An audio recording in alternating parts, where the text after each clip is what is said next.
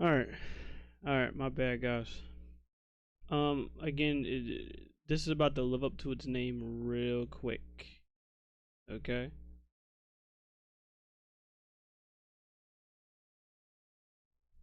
This is about to live up to its name real quick.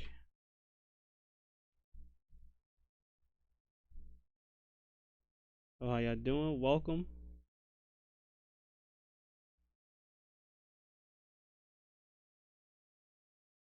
How y'all doing? How y'all doing? How y'all doing? All right. Mm. So, with that being said, we back. Number 74 of the Lightning Round podcast was good, y'all. This is gonna be really living up to that name because, of course, as you know, I got stuff I need to handle today. So, if it's all good, I'm probably gonna knock out the NFL stuff just so we can go ahead and I don't know if there's anything else I could really talk about today besides the NFL stuff. So I'm probably just gonna keep this as a short stream as possible. I have a feeling this might not last till like 40 minutes. I still don't mind having to crack jokes and talk here and there when the time when it calls for it. But um, right now, don't be shocked if this is short, because as you know, I gotta handle stuff today. So that being said, let's get down to it. Let me pull up the NFL scores. Okay, got that. There we go. All right. So to pull up the NFL scores, and yes, I do have the have the usual bot on here. So we're definitely gonna make this quick. So today, we're gonna talk about this. We're gonna talk about this Christmas Day game, the Chiefs and the Steelers. Chiefs beat the Steelers 29-10. Patrick Mahomes looking like he returning to form, which is scary for everybody in the playoffs because, as far as I'm concerned, you want to make damn sure that he's out of the playoffs real quick. But because of the fact that they're looking to clinch the number one seed in the whole, in fact, I think they did clinch the number one seed in the entire playoffs. Right now, it's just fuck it. You know what I mean? It's the Chiefs world, and everyone's running, and everyone just living in it. You know what I mean? So there ain't shit you could really do to just stop these dudes. It's like, look, they'll have the worst. They're literally, as far as I'm concerned, the literal worst 15-1 team I have ever seen. And all I can hope for is the black magic runs out in the playoffs. That's all anyone could really hope for. So whoever to go up against in the divisional game, I feel like it's like this. You want to see the Chiefs out of the playoffs early, because the last thing we need is a fucking three-peat. Like, I think a comment I put in quotes, in the Discord sums it up entirely. And I don't blame him for saying this because now it's looking like it's about to come to pass. Where it's like, okay, we see if we see the Chiefs go to the Super Bowl again, we're just gonna sit in the cave until Elder Scroll 6. Nasty, nasty, nasty. So I hope, we got the Bills here, we got the Ravens here, we got these teams here that can potentially knock them off. They need to do it. They need to show it because look, right now, the Chiefs coming alive when they shouldn't have been coming alive all year. They pick now to want to play their best ball, which of course, is perfect timing to start playing your best ball because this is a championship caliber team. Championship caliber stuff. You know what I'm saying? That they be showing. They do this every time, just like any other team would. So hopefully with the Steelers, because they're gonna see him again. They're gonna see the Steelers. They're probably gonna see him again. They might drop in. They might lose their division, but they will still be in the playoffs. So regardless of what happens here, um, all I gotta say is this again: the Chiefs gotta get knocked out early. We don't. I'm not trying to see him in the AFC Championship game. I'm not trying to see him. If there's a game to knock them out, it's the divisional game. No other way to put it. Next we got Ravens and Texans. Ravens beat the Texans 31-2. Lamar Jackson didn't even need to pass all game. He went 10 of 15, 168 yards and 2 touchdowns. CJ Stroud. I need to have this talk with CJ Stroud, bro, because even with me, I'm no different with this too. I hyped him up as the next solid quarterback, and right now I don't know what the hell's going on with him. 17 to 31, 185 in the interception. I understand that he lost his two star wide receivers. He lost Trayvon. He lost Trayvon. He lost Stephon Diggs. He lost Tank Dell, which is a shame. You know what I mean? I get it. He's suffering because he lost those two receivers. But before he lost them, he still wasn't looking like the same CJ Stroud that we usually would see, from last year, which of course, is his rookie year. But hey, this is another case, and I want this to be a um I want this to be a prime example for quarterbacks that get into the league and they get hyped this early. And I don't know why for the life of me, but they immediately compare that rookie quarterback, especially if they're black, because we know how this shit goes. They immediately compare that quarterback to my quarterback, which is Jalen Hurts, and they immediately say that he's better than him. People need to cut that out. Okay? This is the same thing that's happened to Jayden Daniels so far, which is a shame because he's a pretty damn good quarterback. But this is another example where you'll have the best season in the world in your rookie year, and then you'll immediately struggle on your second year. We see this trend. The only time this trend ain't the case is if you're someone named Puka Nacua, which I think he in his season after what he did, he kind of have a bit of a downward season. Or in this case, maybe Justin Jefferson, because Justin Jefferson is a I called it right when the playoff time came around. At that point in time, I said Justin Jefferson is going to be a damn solid receiver. He's probably like going to be a late first round pick, but I was like, or mid to late first round pick. But I'm like, look, he plays better than his mid first round selection, tells you. And that was exactly the case. Hell, I wanted Justin Jefferson here. So that's probably the only outlier is him. So other than that, rookie players that come into the league, everyone needs to chill out with them, because just because they'll have a great season one year, that doesn't mean they're gonna immediately follow up the next season.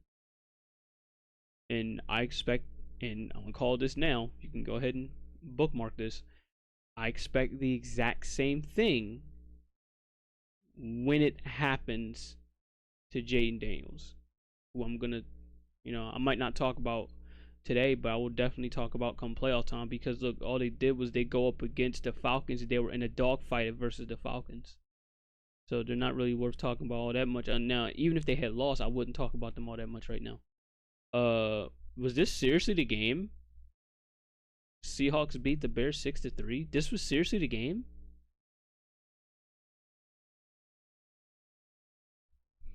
Is this the MLB or is this the NFL? Because what the fuck is this? I completely went to sleep with this game. And you mean to tell me this was the game?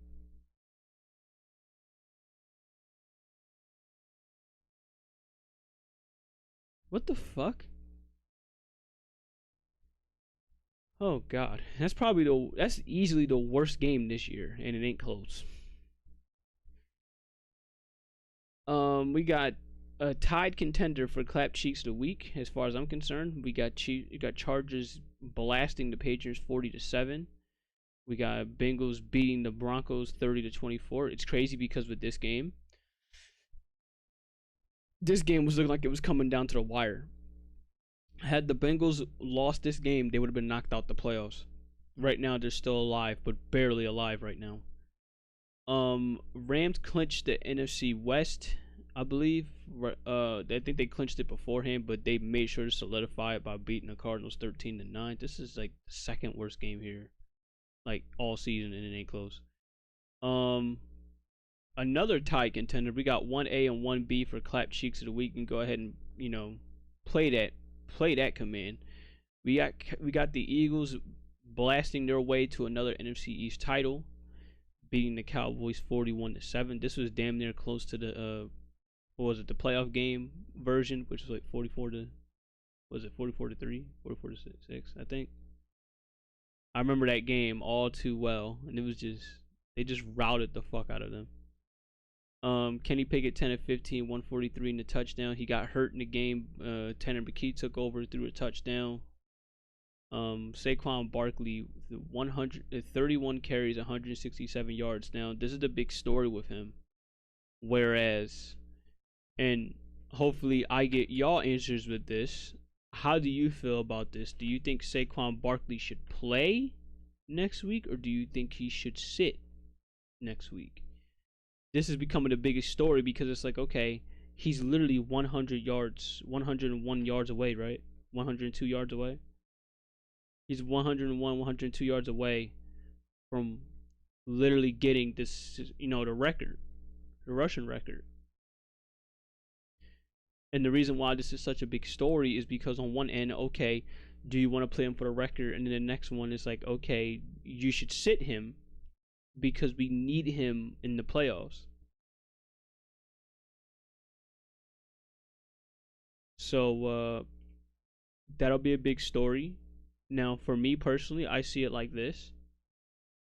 Because Jalen Hurts is also coming back, and Jalen Hurts hasn't played in 3 weeks. So the last thing you want to happen is you go into the wild card game and Jalen Hurts hasn't played in 3 weeks and he's rusty.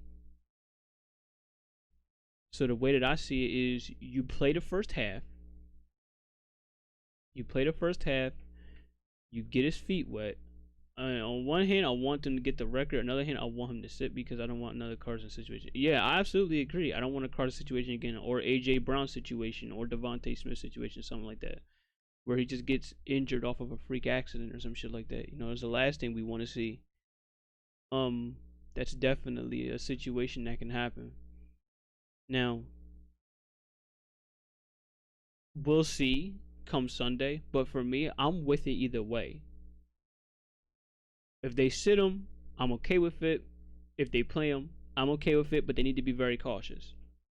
Because it will be so poetic for Saquon Barkley to get the rushing record against the team that let him go literally this offseason.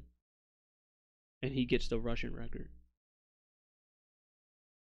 So, we'll see how that'll go. But I think if they're smart, they sit him. However, you're also not going to get another chance at this again where it's like, okay, you have the NFL rushing record right in front of you and all you need is 100 yards and it's against your old team that can't stop the run for shit.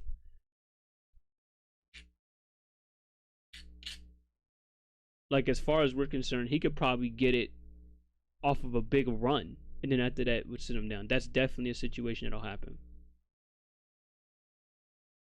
But we'll see what'll happen from there. Other than that, the Eagles clinched the NFC East. I'll be sure to look at playoff seeding since now is pretty much set in stone at this point. But Eagles did a very good job. But yeah, that's our clap cheeks of the week. You know what I mean? We got a tie between the Cowboys and the Patriots. So there you go. Clap them cheeks! Clap them cheeks! Clap them cheeks! Clap them cheeks! I'll play it twice just because it was a tie. Clap them cheeks! Clap them cheeks! Clap them cheeks! Clap them cheeks! Okay, we got the Giants actually stunning the world by beating the Colts. Because of that loss, the Colts is out of playoff contention. I was not expecting this. The Raiders beating the Saints 25-10. The Jags beating the Titans 20-13. Dolphins beating the Browns 20-3. Vikings escape the Packers 27-25. I'm gonna keep this short with the Green Bay Packers. It's because between the Packers and the Commanders, these two teams. I'm gonna say this right now. If we're up against the Packers, you have no reason to fear the Packers. Not because of the fact that we beat them the first round, the first game, because everything's different, of course, between weeks 1 through freaking 18. It's the reason why I don't really fear the Packers as much as you think I should is because of the fact that the Packers have a big problem with trying to beat teams that are like upper echelon teams. Like, they're a good team, but they're not good enough. Especially when it comes down to it, as you can blatantly see. They did this against the Lions, where we needed them to win that game for us to get our #1 seed. Now it's like you can barely hang on versus teams in your own division, which are also apparently elite. You can't beat the Lions. You can't beat the Vikings. You mean, like, when you go up against the Eagles again, the Eagles are not going to give you this kind of leeway either, where you can afford to make the mistakes that they've made. The problem with the Packers is this, and we've seen this the past couple of games when they go up against elite teams. They're very undisciplined. Like, they can't play clutch when it matters. They fold when it's clutch time. Which is insane shit to say, but it is what it is. They fold when it's clutch time. So whether it's the Packers or the Commanders, I'm confident with either team going into the wild card weekend. Speaking of the Commanders, like I said, the Commanders, they were just in a freaking boat race versus the Falcons where they could have lost the game. Had the Falcons played better time of possession, had they played, better clock management, they would have won. I'm not going to be mad at them entirely because their kicker was ass and he missed it from around, 52, 54? They don't got that strong enough leg in him. But at the same time, they had opportunities to go closer. This is where I am going to blame them. They had opportunities to get a closer field goal distance and he would have made it. But they fucked it up. So the fact that it was pushed to overtime and the Commanders was in a dogfight with the Falcons, a team that's supposed to be solid, right? The Commanders, team that's supposed to be solid. They was puffing their chest, beating the Eagles, and now you're in a boat race versus the fucking Falcons. If I tell you what, depending on how the seeding goes, they'll go up against either the Eagles or the Rams. And let me tell you, the Rams are not an easy out. Yes, they are a very up and down team, but they're not an easy out in these playoffs. They're actually one of the scary, between them and the Bucks, they're actually one of the scary teams in this playoff race. In fact, speaking of the Bucks right now, they're in prime position to get into the wild card game by winning their division. So that's going to be interesting with who they go up against.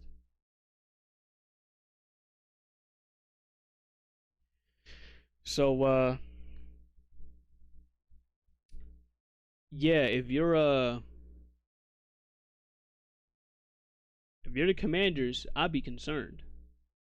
Now, in my case, because I'm an Eagles fan, I'm a little concerned. Now, I understand when we go up against the Bucks, we didn't exactly have our best talent against them. We didn't have A.J. Brown against them. We didn't have Devontae Smith against them. Or in the last playoff game where we didn't have A.J. Brown against them. That's the one key thing that's really making it so it's like, okay, I can't be all that worried. Because look, when you don't have your best talent, especially your #1 wide receiver, it hurts your game plan. But when the Bucks have your number 3 specific times, it can be a bit of a concern. And Baker Mayfield starting to come into his own. Now, granted, this is against the Panthers, but Baker Mayfield went 27-32, 359 yards and 5 touchdowns, and he threw like 3 or 4 before the half even ended. So, yeah, that's a bit of a Bucks starting to come alive at the right time.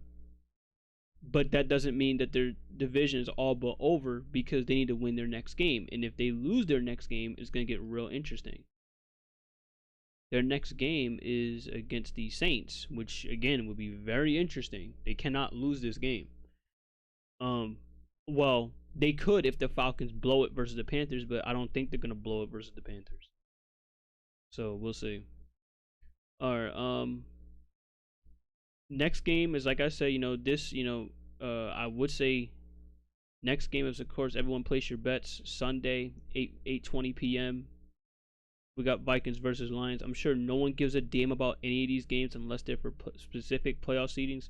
Like right here, like I said, with the Falcons and the Panthers, and the Bucks and Saints. Whereas Bucks trying to lock up the NFC South, Falcons trying to take the NFC South from them. I know there's the Browns and the Ravens, and the Steelers and the Bengals. That would determine what's the who does that AFC division belong to? Who does that division belong to between the North? So we'll see. I'm sorry. Yeah, we'll see what that's gonna happen with them. But yeah, as far as I'm concerned, the biggest game to worry about is, of course, the Vikings and Lions. Everyone place your bets on this game. Now, the way how I see it, I think the Vikings are going to take this game. And the reason why they're going to take it is because the Lions defense are slowly dying on us. And I'm sure you're seeing it game after game after game. They're slowly dying. And if they have to go into the following week into the playoffs with a dead defense, they're not going to last. Because now they don't get that bye week to rest up. They have to play every game. Just like the rest of us not named the number 1 seed. So it's going to get interesting to see how this is going to go. It's going to get very interesting. This is also something to stay tuned into because we don't know if Saquon Barkley is going to play in this game. I really don't think he is. But we'll have to find out if he plays. I also see it like this. If they let Jalen Hurts play this game, you have to let Saquon play this game. You can't have one without the other. You can't have unless you. Yeah. Yeah. I really see it like this. I really see it like if you're gonna have Jalen Hurts play this game and get his reps just so he's not rusty for the playoffs because he hasn't played in 3 weeks, you have to let Saquon play for the record. Because you're not gonna be playing Kenny Gainwell against the Giants. At least not the whole game. You gotta at least let him play. Let him go for it for a half. I also feel like it's like this.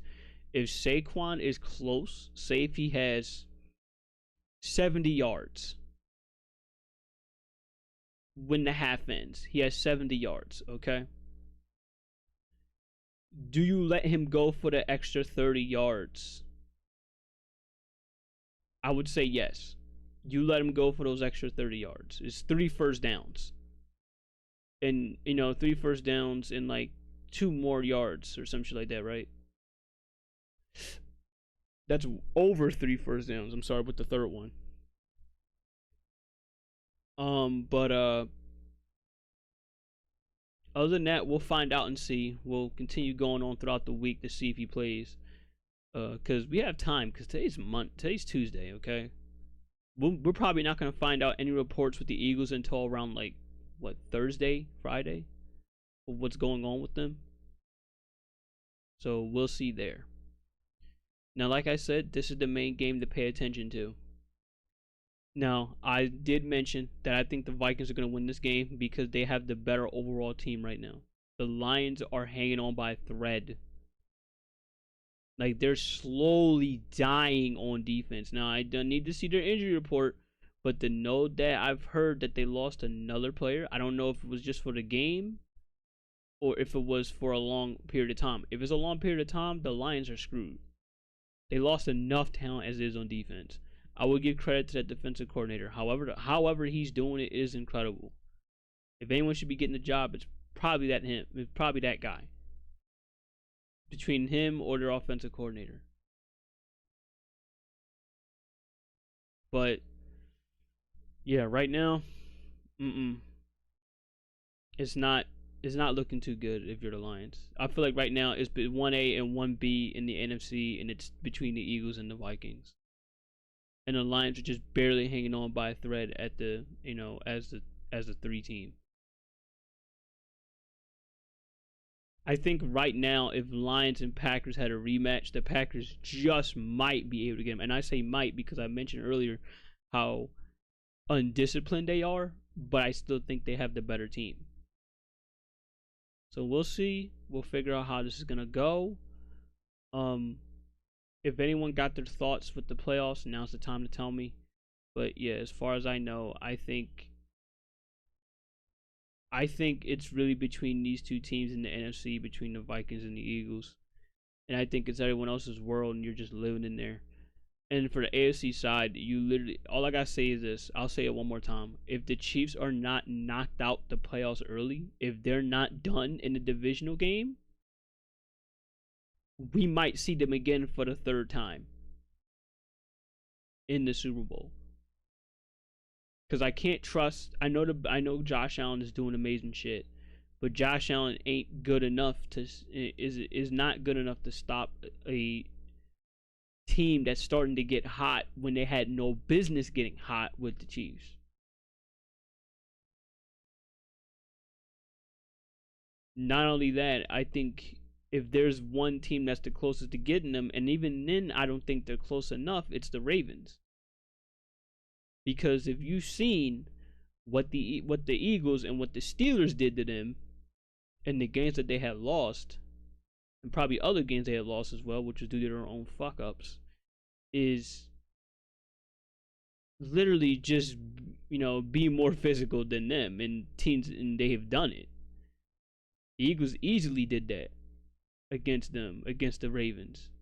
The Steelers easily did that against the Ravens.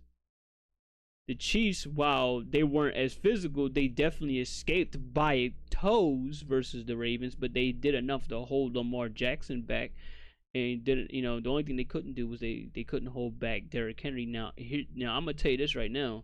When we get into a playoff game, there's 4 players, 2 on each conference, that I want you to pay attention to in these playoffs, and we'll see how dangerous they can really be come playoff time. Okay, these are my 4. Derrick Henry, Josh Allen on the AFC side. If those two stay on pace,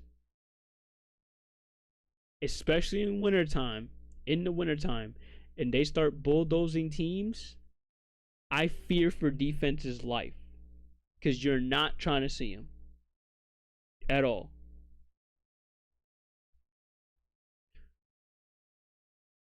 On the other end,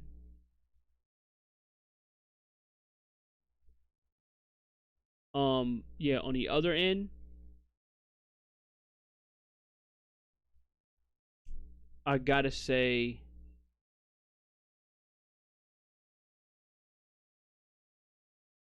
Justin Jefferson for the Vikings, okay? And it's scary because they're now looking like they're going to have number 1 seed. But Justin Jefferson is going to be a problem. I see it coming come playoff time. I'll be shocked if he isn't. Because he's number 1 wide receiver threat to pay attention to at all times.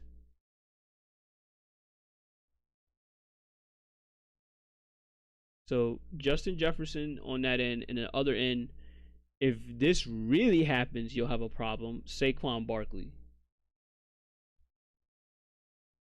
As crazy as it sounds. Now, I know you want me to mention a quarterback here, but really the quarterbacks at this point for the NFC side, they just have to do enough to not turn the ball over and let your explosive playmakers handle their their business and look no further than those 4 guys. But in the playoffs, but specifically in the NFC side, the guys just have to not turn the ball over. Jalen Hurts has been doing a great job of that all year. Sam Darnold, he's done a solid job of that, but there's times where it could have really cost them games, and they just happen to get lucky and have a good enough defense. But in the case of the Eagles, it's like, look, bro, Saquon Barkley is in another world right now with him rushing for 2K, and now we're talking as if he's gonna play this game. And if he breaks that rushing record, look, I pray for any team that has to try to stop him, because then look, you've seen what happens when you do try to load the box up and the Eagles have all of their guys healthy.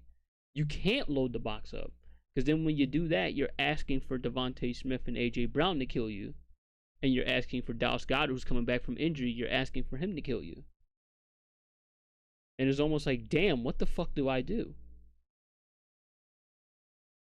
But the same can be said for the Vikings. Whereas if you tried to double team Justin Jefferson, you got Hawkinson and you got Jordan and you got Addison out there to shred you. Not even talking about Aaron Jones either, who's still doing solid work even though he's not on the Packers no more. So both teams got a case for their most explosive guy going off, because it's like, look, you can't key in on these guys. You really can't. They put you in no-win situations.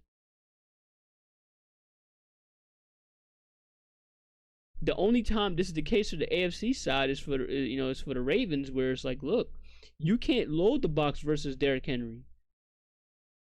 Because when you do that, you got Mark Andrews and Zay Flowers out here shredding you. Not even talking about Lamar running. The only issue I got with the Ravens when it comes down to it is, are you clutch come playoff time? We'll find that out when we get there, because the past couple of times he went to the playoffs, they fucked it up when they should have been in the Super Bowl. But Josh Allen, we already know what's going on with him. He's just playing out of his mind. But my only question for Josh Allen is, can he keep that up? Because all I know on that offense is James Cook and Amari Cooper, who's having he's having an okay-ish year, but not okay enough to where he's making a big impact. But he's just good enough to, keep their offense going. That's how I look at it with Amari Cooper right now.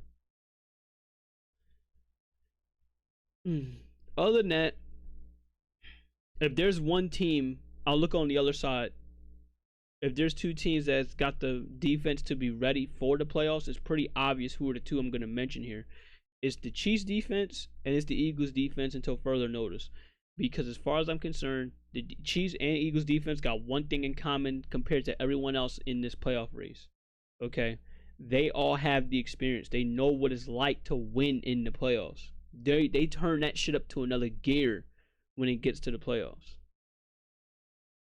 So, and the Chiefs been like this all year. In fact, this whole Chiefs team, I shit you not, have been held down because of their defense. They've won this many games because their defense makes so many explosive plays, or make enough explosive plays, especially situationally, to get the ball back and let Patrick Mahomes do just enough to where they put up enough points and they win.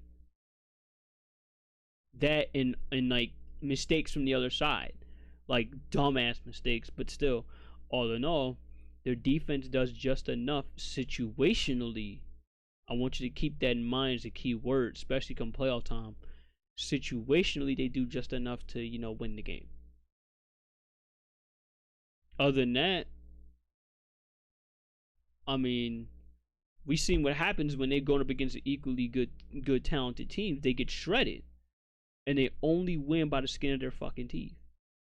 Damn near this whole season, the Chiefs have won on one possession games. How long is that shit gonna continue? It's gotta stop, and it will. But they're definitely a defense to look out for in the playoffs. The Eagles are no different. Like I mentioned earlier, they know what it's like to be in the playoffs. They have the experience. And that's going to be a big role when you get into winter football time. It's like, fuck it, it's time to be physical and start hitting people. Time to start coming in clutch each and every down until we get to the next game.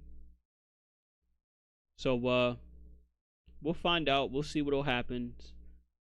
But yeah, look, I'll tell you this. Those are my 6 thoughts on the playoffs, between 6-8 thoughts on the playoffs, between the most explosive players, top defense, which is gonna really mean something, because that meaning defense wins championships, and of course teams that I think are really gonna make a deep run in these playoff games. It's really gonna be Vikings, Eagles, Bills, and Chiefs. That's it. Until someone knocks the Chiefs off in a divisional game, if they're any further in this playoffs, they're gonna make it.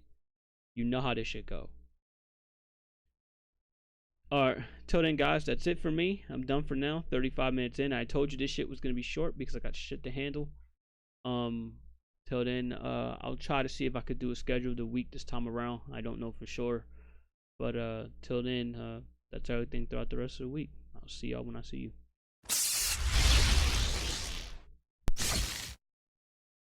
Oh, and one more thing. Have a happy New Year's. Definitely have a happy New Year's. I know I'm saying it now because I might not be able to say Happy New Year's because tomorrow I'll go to work on New Year's Day. So there you go. So yeah, Happy New Year's to you.